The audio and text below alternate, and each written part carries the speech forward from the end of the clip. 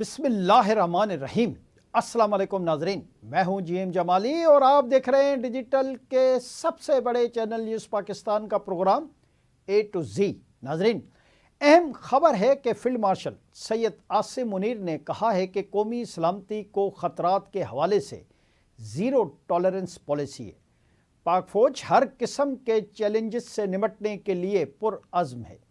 پاک فوج کے شعبہ تعلقات عامہ یعنی ISPR کے مطابق فیلڈ مارشل سید عاصم منیر نے لاہور گیریجن کا دورہ کیا، جہاں انہیں آپریشنل تیاریوں پر بریفنگ دی گئی۔ فیلڈ مارشل سید عاصم منیر نے فارمیشن کے زیر اہتمام تربیتی مشقوں کا جائزہ لیا اور مستقبل کی جنگوں کے حوالے سے تیاریوں اور جدت اپنانے پر زور دیا۔ آرمی چیف نے جوانوں کو فراہم کردہ کھیلوں اور تفریحی سہولتوں کو بھی سراہا۔ ISPR کے مطابق آرمی چیف نے CMHS لاہور میں ہائی کیئر سینٹر کا بھی دورہ کیا، جہاں انہوں نے طبی عملے اور انتظامیہ کی خدمات کی تعریف کی۔ الہ آبادین چیف آف ڈیفنس فورسز نے لاہور گیریجن میں افسران سے خطاب کرتے ہوئے کہا کہ خود مختاری اور علاقائی سالمیت کا تحفظ پاک فوج کا اولین مشن ہے۔ پاک فوج ہر قسم کے چیلنج سے نمٹنے کے لیے پرعزم ہے۔ فیلڈ مارشل سید عاصم منیر نے کہا کہ پاکستان کی مسلح افواج ملک کی خود مختاری، علاقائی سالمیت اور داخلی استحکام کے تحفظ کے لیے ثابت قدم ہے۔ افواج اعلیٰ معیار نظم و ضبط اور بے لوث قومی خدمت کو فروغ دے رہی ہے۔ ان کا کہنا تھا کہ پاک فوج جدید تقاضوں سے ہم آہنگ ہونے کی بھرپور صلاحیت رکھتی ہے۔ جوانوں کی جسمانی فٹنس اور مورال ہماری ترجیح ہے۔ جی ناظرین، دوسری جانب ترجمان دفتر خارجہ طاہر حسین اندرائی نے کہا ہے کہ شواہد سے ظاہر ہے کہ بدامنی تنازع میں جنگ بندی کے لیے بھارت نے تیسرے ملک سے مداخلت کروائی۔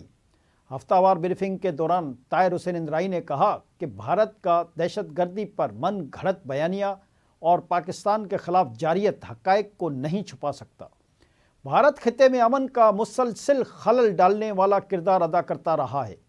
بھارت نے بیرون ملک ماورائے عدالت قتل کیے اور ہمسایوں کے اندرونی معاملات میں مداخلت کی۔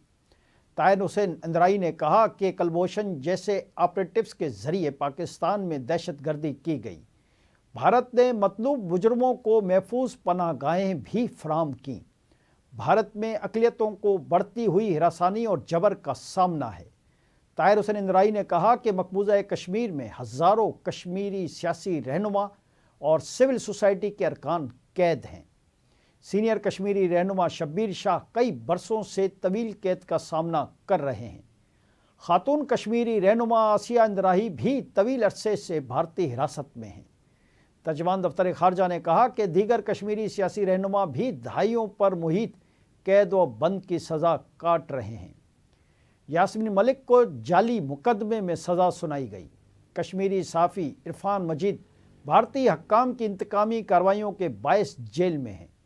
انہوں نے کہا کہ ایران کے خلاف بیرونی جارحیت اور دھمکیوں کی پاکستان نے مخالفت کی ہے۔ ایران پر پابندیوں کی پاکستان نے ماضی میں بھی مخالفت کی ہے اور آئندہ بھی کرتا رہے گا۔ ترجمان نے کہا کہ جوہری معاہدے سے متعلق پابندیوں کو غیر تعمیری قرار دیا گیا۔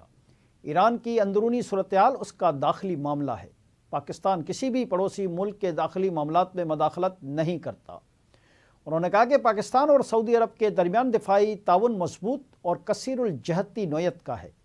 سعودی عرب سے کسی مخصوص دفاعی پلیٹ فارم یا قرض پر کسی حتمی معاہدے کی اطلاع نہیں۔ ترجمان نے کہا کہ کسی بھی ممکنہ دفاعی معاہدے کی تصدیق باضابطہ تکمیل کے بعد کی جائے گی۔ پاک سعودی دفاعی تعاون جاری ہے، جو دو طرفہ فریم ورک کے تحت آگے بڑھ رہا ہے۔